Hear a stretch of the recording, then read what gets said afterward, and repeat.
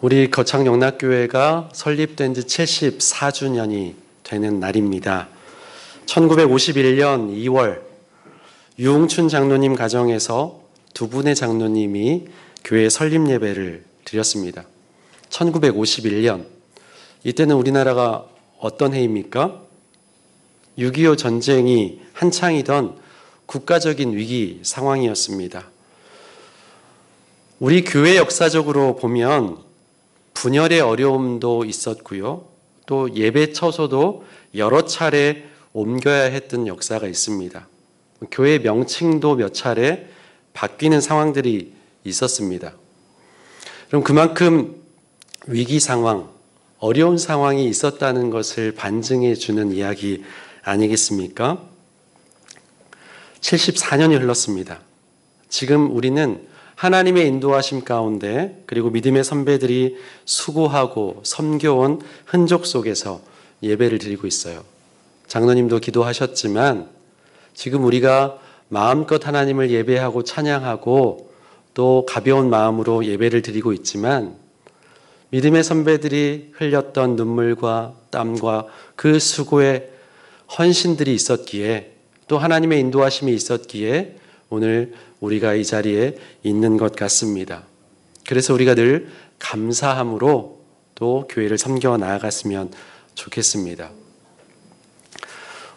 예전에 개그 프로에서 남자가 남자다워야 남자지 뭐 이런 말이 있었던 것 같아요. 네, 기억하시는 분들은 웃고 계시는데 굉장히 오래된 개그이긴 한데요.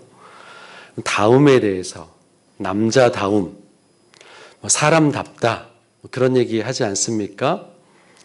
사람답지 못하게 사람은 이렇게 살아야지 하는 그런 기준들이 있잖아요. 오늘은 교회다움에 대해서 좀 이야기를 해보려고 합니다. 교회는 이런 활동들을 해야 되고 교회는 이런 마음으로 해야 되고 또 교회를 이루어가는데 교회다움, 에베소 교회에 보내는 바울의 편지를 오늘 우리가 보는데요. 이 편지를 통해서 교회다움에 대해서 생각해 보고자 합니다. 에베소는 소아시아 예배소에 있던 기독교 공동체 예배소 교회이죠. 사도 바울은 2차 전도여행 때 이 에베소에 잠깐 들릅니다. 그래서 유대인들과 회당에서 변론하면서 복음을 전했어요. 여러 사람들이 더 오래 머물러 주기를 요청했지만 하나님의 뜻이면 나중에 다시 올 수 있겠다 하는 말을 남기고 떠났습니다. 그로부터 또 나중에 3차 전도여행 때가 되어서 에베소에 들르게 되었습니다. 하나님의 뜻이었던 거죠. 거기서 무려 3년 동안 머물면서 복음을 전파했습니다. 아마 이때 에베소 교회가 세워졌을 것 같아요. 후에 예루살렘에서 이제 체포가 되었던 바울은 한참 후에 로마로 압송되어서 로마의 투옥 상태에 있습니다. 로마에 머물면서 여러 교회들로부터 세운 교회로부터 소식들을 전달받고 또 간절한 마음으로 하나님께 중보 기도도 하고 또 소식을 일부러 전해드리려고 애를 썼을 것입니다. 골로새 교회의 지도자였던 에바브라에게 긴급하게 소식이 들려와요. 직접 와서 아마 전달했을 것 같습니다. 우리 교회에 지금 잘못된 복음을 전하는 사람이 있습니다. 거짓 교사들이 들어와서 많은 문제들이 지금 발생하고 있습니다. 선생님 어떻게 하면 좋을까요? 그래서 찾아왔어요. 오늘날로 말하면 이제 신천지 이단이 들어와가지고 교묘하게 들어와서 함께 아닌 것처럼 행세하면서 사람들을 속이고 미혹하고 또 분쟁이 일어나게 하고 그러면서 교회가 갈라지게 하고 깨지게 하는 그런 일들이 있지 않았습니까? 그런 상황이 지금 골로새 교회에 있었던 거예요. 그래서 급한 마음에 바울 사도가 펜을 들고 편지를 쓰기 시작합니다. 예수 그리스도 그분을 제대로 믿어야 된다. 잘못된 신앙을 가지면 안 된다. 그래서 그 잘못된 신앙을 깨부수기 위한 여러 가지 이야기들을 담아서 편지를 보내죠. 아마 이때 에베소 교회 편지도 함께 썼을 것 같습니다. 왜냐하면 로마에서 골로새로 가는 그 여정 가운데 에베소를 거쳐 지나가게 되거든요. 그러니까 에바브라, 당신께서 지금 이 골로새 편지도 가져가지만 에베소 교회에도 들려서 이 편지도 좀 전해다오, 이렇게 이야기를 했을 거예요. 그래서 에베소서와 빌립보 편지를 같이 들고 이제 갑니다. 그러니까 같은 시간에 이제 비슷한 시기에 이제 썼을 거니까 내용도 비슷하죠. 에베소서 읽어보면, 골로새서 읽어보면 겹치는 부분들이 굉장히 많이 있습니다. 그래서 별명이 쌍둥이 서신 이렇게 불리기도 하잖아요. 옥중에서 쓴 편지입니다. 아마도 이때 편지를 썼을 것 같습니다. 에베소서를 1장부터 읽어보면 아마 에베소 편지를 쓴 목적이 이제 분명히 드러나는데 성도들에게 그걸 알려주려고 했던 것 같아요. 성부, 성자, 성령 하나님의 그 은혜로운 역사로 이루어진 구원이 한 개인을 살리고 또 교회를 살리는 이 놀라운 구원이 얼마나 영광스러운 일인가, 그것을 드러내기 위해서, 다시 한번 상기시켜 나아가기 위해서, 구원의 감격을 다시 한번 회복시키기 위해서 그렇게 썼다고 볼 수 있습니다. 장엄한 성도의 구원의 큰 그림이 펼쳐져 있어요. 이 구원의 영광스러움을 드러내기 위한 것이 에베소서의 1차적인 목적이었다면 그 구원은 교회로 관심이 모아집니다. 하나님의 구원은 개인 한 사람에게만 집중되어 있지 않다는 거예요. 분열되고 반목하는 유대인과 이방인을 하나로 만드는 것입니다. 하나된 새로운 공동체로 만드는 거예요. 예수 그리스도의 십자가 대속적인 죽음은 각 사람을 죄와 죽음에서 구원할 뿐만 아니라 모든 사람을 하나로 만들어서 한 몸, 한 가족으로 하나님과 화목하게 합니다. 이렇게 세워진 것이 바로 교회다라고 알려주려고 쓴 것 같습니다. 사랑하는 성도님 여러분, 교회는 어떤 곳입니까? 교회는 왜 존재합니까? 교회는 그리스도의 몸이죠. 몸된 교회라고 하지 않습니까?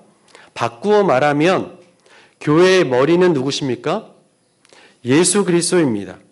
그렇기 때문에 교회의 영광은, 교회의 됨됨이는 머리이신 그리스도가 어떤 존재인지에 달려 있겠지요. 그리스도는 어떤 분입니까? 하늘에 오르시어 하나님 우편에 계셔서 모든 존재 위에 뛰어나시고 만물을 그 발 아래 복종하게 하신 만왕의 왕이시고 만물의 통치자이십니다. 여러분 아멘이십니까? 예. 그런 분이 교회의 머리이시고 우리 거창영락교회의 머리가 되시는 분이세요. 교회는 예수 그리스도의 몸입니다. 그래서 교회에는 그리스도의 충만함이 머물러 있는 곳이에요. 그리스도의 충만함이 거하는 곳입니다. 오늘 본문 말씀 4장 1절은 이렇게 시작합니다.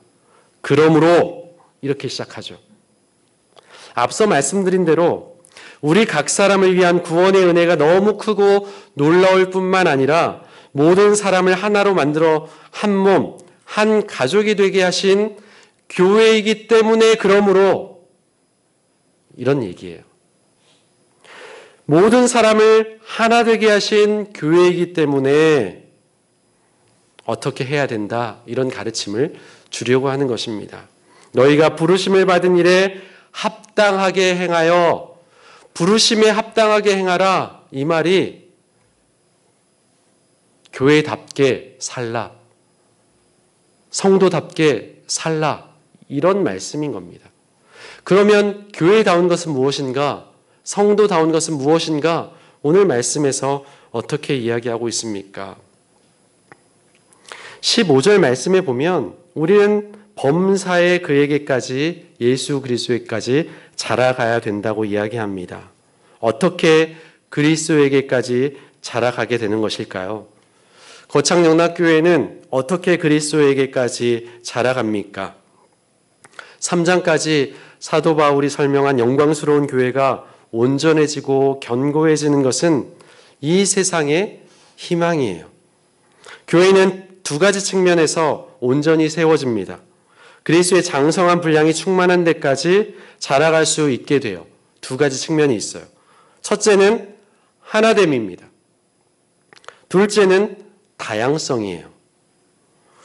첫째는 하나됨을 힘써 지키는 것이고, 둘째는 각기 받은 은사를 통해서 섬김으로 자라가는 것입니다. 우리 교회가 이런 교회가 될 수 있기를 소망합니다.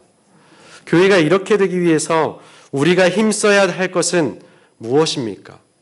우리 교회가 해야 할 것은, 여러분, 제가 한번 묻는데 한번 답해 보십시오. 생각해 보십시오. 우리 교회는 하나가 되어야 합니까? 아니면 하나 되게 하신 것을 지켜야 합니까? 예. 헷갈리죠? 비슷한 얘기잖아요. 우리 교회가 하나가 되어야 합니까? 하나 되게 하신 것을 지켜야 합니까? 말씀에 따르면 하나 되게 하신 것을 지키라, 이렇게 나와 있습니다. 성령이 하나 되게 하신 것을 힘써 지키는 것이 우리가 할 일입니다.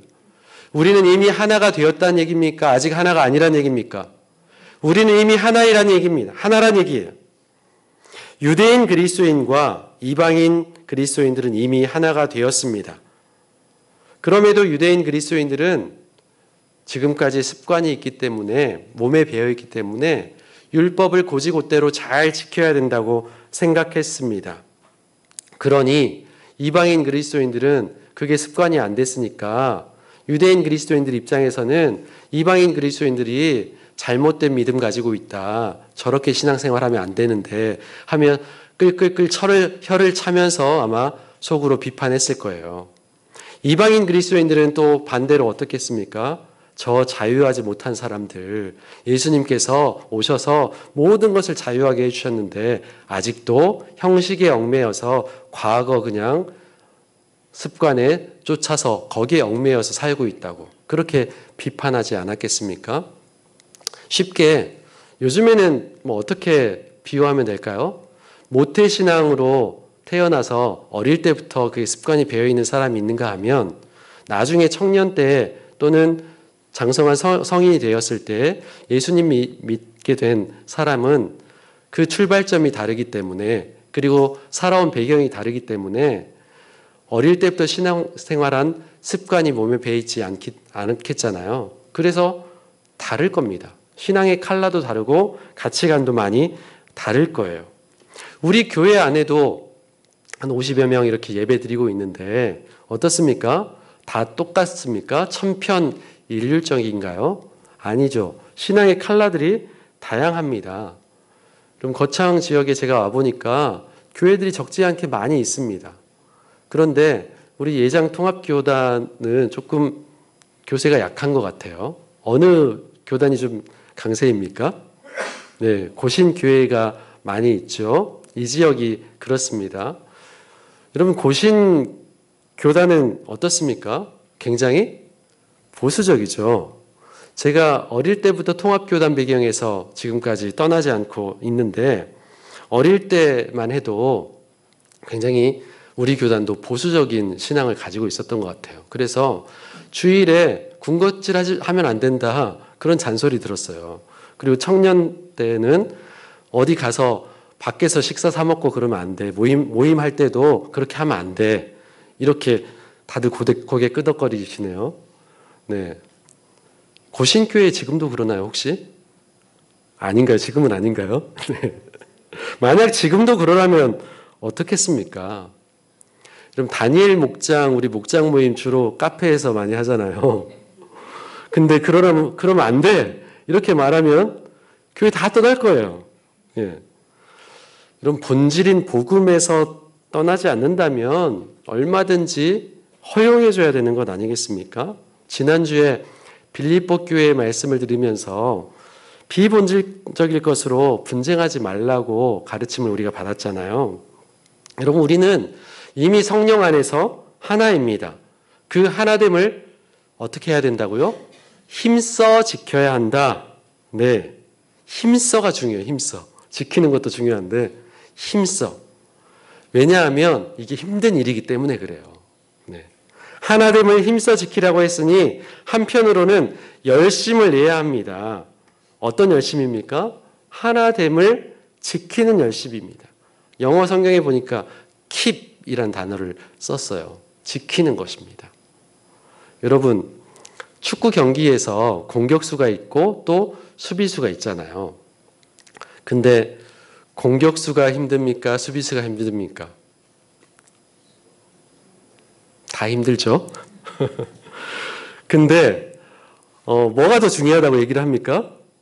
수비가 더 중요하다고 얘기를 하잖아요. 만약에 수비수들이 어슬렁어슬렁 그냥 산책하듯이 뛰어다니거나 방관하거나 이러면은 금세 뚫려서 골을 먹히겠잖아요. 공격수는 앞을 향해서 뛰어가는데 수비수는 또 뒷걸음질 치면서 이렇게 상황을 봐가면서 앞의 상황과 뒤의 상황을 다 봐가면서 뛰니까 얼마나 더 힘들겠습니까? 배로 힘들겠죠. 그리고 또 골도 통과하지 못하도록 여기서 저지해야 되니까 얼마나 힘든 일입니까?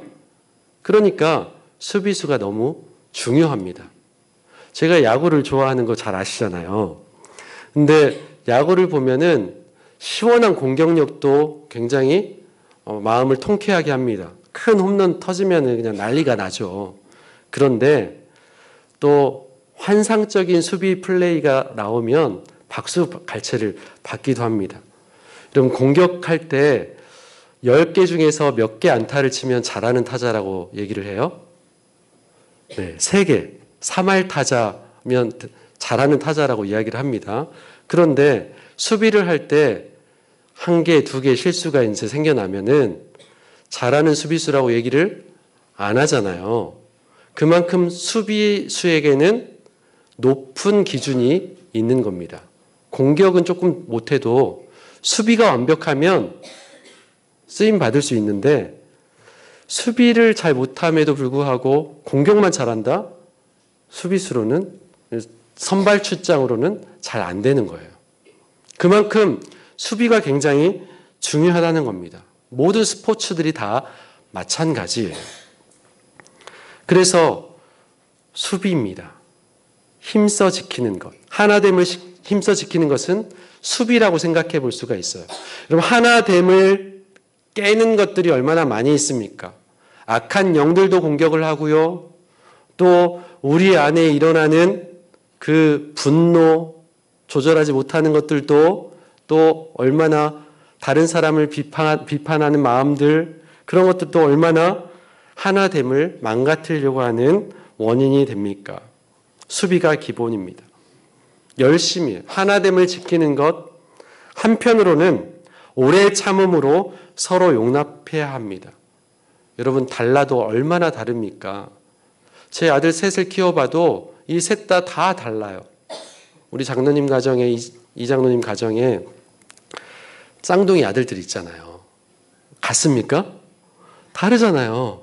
네, 달라요. 쌍둥이도 달라요. 같은 배에서 나와도 자식들이 다 달라요. 여러분, 다른 게 맞는 겁니다. 그게 정상이에요.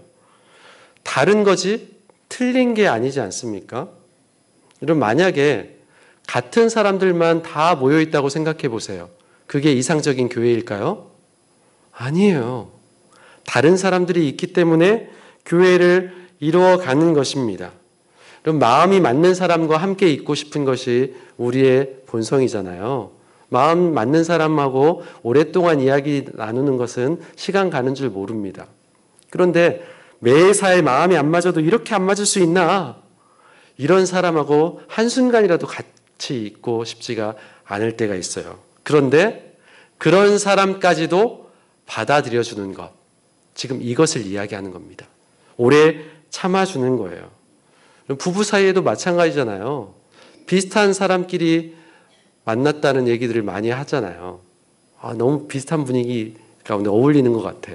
근데 정말 좋은 일들만 일어날까요? 비슷하기 때문에 생겨나는 갈등들로 얼마나 많은지 모릅니다. 다르기 때문에 그러면은 물론 갈등도 있지만 서로 보완해주고 채워나가는 부분도 또 있게 마련이에요. 제가 참 옷을 잘 못 입었는데요. 제 아내를 만나면서 사람 됐다고 주변 친구들로부터 이야기를 많이 들었습니다. 제가 신대원 다닐 때 교제를 시작했는데 얼마나 칙칙하게 옷을 입고 다녔는지, 근데 교제하고 나서부터는 사람이 달라졌다고 이야기를 해요. 처음에는 아내가 선물을 해주는데 내가 이걸 과연 소화할 수 있을까? 내가 이걸 감당할 수 있을까? 그랬는데 용기를 내서 이제 하기 시작했는데 그때부터 막 이렇게 저에 대한 찬사가 막 쏟아지는 거예요. 야, 사람이 달라졌다고 이야기를 하는 거예요. 그렇게 서로 다른 사람들끼리 만나면 더 보완해주고 채워나갈 수 있게 되는 거예요. 교회도 마찬가지예요. 서로 다른 사람들이 모였기 때문에 아름답게 빈자리를 채워나가고 보완해 나가고 교회를 이루어가는 것입니다. 그렇기 때문에 나와 다르다고 해서 틀렸다 이렇게 말하면 안 돼요. 나와 다르다고 해서 틀렸다 이렇게 낙인 찍으면 안 되는 거예요. 그 사람도 나를 위해서 얼마나 참아주겠습니까? 나만 참아내는 게 아니죠. 서로 다르다고 내가 언제까지 참아야 돼? 근데 반대로 나 때문에 우리 교회 성도들이 얼마나 수고하고 있는지 그걸 한번 생각해 보세요. 나 때문에 우리 가족들이 얼마나 수고하는지 한번 생각해 보시라고요. 나만 수고하고 있는 게 아니에요. 착각하지 마십시다. 나만 수고하고 있는 게 아닙니다. 다들 같이 수고하고 있어요. 똑같은 은사 가진 사람들끼리 교회를 이루면 어떻게 되겠습니까? 다들 목사하려고 하는 사람들만 교회에 모여있으면 되겠습니까? 은퇴 목사님들만 다니는 교회가 있어요. 네, 어디 갈 데가 없으니까 은퇴 목사님들이. 근데 그 교회에서 목사님들만 모였으니까 정말 아름다운 예배가 드려지고 그럴 것 같습니까? 아유, 얼마나 설교 비판하고 서로 설교하려고 하고 그러지 않겠습니까? 이런 사람도 있고 저런 사람도 있고 이런 직분의 은사를 가지고 봉사하는 사람도 있으니까 교회가 되는 거예요. 오늘 읽지는 않았지만 어떤 직분자들이 열거되고 있습니까? 사도, 복음 전하는 자, 목사, 교사들이 나오잖아요. 사도는 12제자 사도를 말합니다. 선교 활동을 하고 교회를 세우는 일을 했지요. 첫 세대에만 존재했습니다. 뒤를 이어서 복음 전하는 자는 사도와 함께 복음을 증거했던 사람들입니다. 지금도 그 명맥은 유지해오고 있어요. 우리 교회에도 복음 전하는 자들이 일어나야 됩니다. 목사와 교사는 목회를 감당하고 또 성경을 올바로 해석해서 교회를 든든하게 세워가는 역할들을 하게 되는 거예요. 이들이 함께 협력해서 성도를 온전하게 하고 또 봉사의 일을 감당하게 하는 임무가 있는 것입니다. 근데 그 일을 감당할 때 어떻게 하라고요? 겸손함으로 하라. 온유함으로 하라. 사랑으로 하라는 거예요. 수고하고 무거운 짐진 자들아 다 내게로 오라. 내가 너희를 쉬게 하리라. 예수님께서 마태복음 11장에 이렇게 말씀하시면서 나는 마음이 겸손하고 온유하니 이렇게 말씀하시잖아요. 예수님의 마음을 닮아서 우리도 일을 감당할 때 겸손함으로 온유함으로 감당하라는 거예요. 각자 서로를 받아들여주고 품어줌으로써 하나됨을 지켜간다면 온몸이 함께 이루어질 겁니다. 관절을 통해서 서로 우리는 연결이 되어 있어요. 각 관절들이 알맞게 역할을 하면서 몸이 자라가는 겁니다. 나는 입만 할래. 서로 입만 하려고 하면 어떻게 되겠습니까? 나는 눈만 아름다운 초롱초롱 반짝이는 눈을 하고 싶어. 다 눈만 한다 그러면 어떻게 되겠습니까? 서로 다 역할들이 있는 거죠. 여러분, 교회가 하나됨을 힘써 지켜야 하는 이유는 무엇입니까? 그것은 하나님도 주님도 성령님도 한 분이시기 때문이에요. 몸도 하나이고 한 소망 안에서 부르심을 받았기 때문이에요. 믿음도 세례도 하나이기 때문입니다. 그래서 교회의 하나됨은 중요한 겁니다. 먼저 교회를 몸에 비유해서 공동체의 하나됨을 이루어야 한다고 말하고 있죠. 아시는 대로 제가 이제 한 달 반 전에 손목 수술을 했잖아요. 여전히 이제 회복 중에 있긴 합니다. 불편하긴 해요. 뭐 타이핑을 할 때나 뭐 무거운 짐을 아직도 왼손으로는 들면 통증이 있습니다. 그런데 손목만 수고하는 게 아니에요. 여기가 아프면 온몸이 고생을 하더라고요. 겪어보셔서 아시잖아요. 어딘가 한 군데가 고장나면 온몸이 고생을 합니다. 성령이 하나라는 명백한 사실을 굳이 지금 말하고 있잖아요. 성령이 하나 되게 하셨다. 교회의 하나됨에 누가 지금 역할을 하셨다는 거예요. 성령님께서 하나 되게 하셨다. 성령님의 역할이 결정적이었다. 지금 이렇게 말씀하고 있습니다. 한 소망 안에서 부르심을 받았다는 건 역시 하나됨을 지킬 이유입니다. 마지막으로 성령과 성자에 이어서 성부 하나님 역시 한 분임을 강조하고 있잖아요. 교회는 한 분 하나님을 섬기는 신앙 공동체입니다. 삼위 하나님의 사역으로 같은 믿음의 토대 위에 서 있는 유기적으로 연결되어 있는 공동체예요. 따라서 다툼을 일삼는다면, 분열을 일삼는다면 그것은 교회의 본질을 잃어버리는 것입니다. 만물을 통일시키려는 하나님의 구속 역사를 부정하는 일입니다. 교회는 만물을 그리스도 안에서 하나 되게 하시려는 아버지 하나님의 계획이에요. 그 계획 가운데 열매가 바로 교회인 겁니다. 교회를 통해서 또 만물을 하나 되게 하시는 사역을 지금도 이루어가게 하시는 거예요. 우리는 그 현장에 있습니다. 말씀을 맺으려 합니다. 그리스도의 십자가 대속적 죽음으로 모든 원수된 것이 다 제거되었습니다. 하나가 될 수 있는 기초가 세워져 있습니다. 성령께서 이를 실제로 적용시켜 주셨어요. 하나 되게 하신 것이 바로 우리 교회입니다. 교회는 하나됨으로 이 하나님의 경륜을 세상에 널리 알리는 역할을 감당하는 존재예요. 영적 존재들에게 교회는 바로 하나님의 경륜을 증거하는 존재입니다. 그러므로 성령의 하나 되게 하신 것을 힘써 지키는 사역이야말로 교회의 여러 가지 역할 중에서도 가장 중요한 역할이라고 할 수가 있는 거예요. 교회의 가장 중요한 역할이 뭐라고요?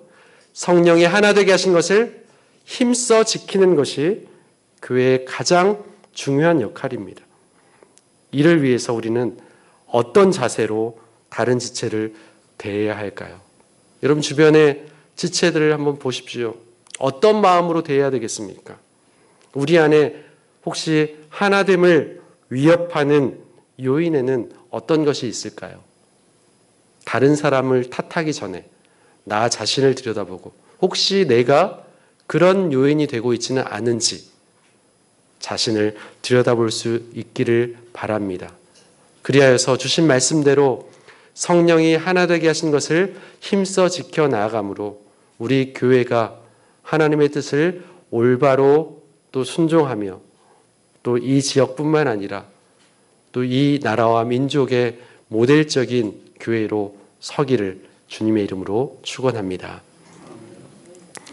하나님, 우리 교회를 세우셔서 하나님 나라를 이루어갈 수 있도록 사명을 주시니 감사합니다.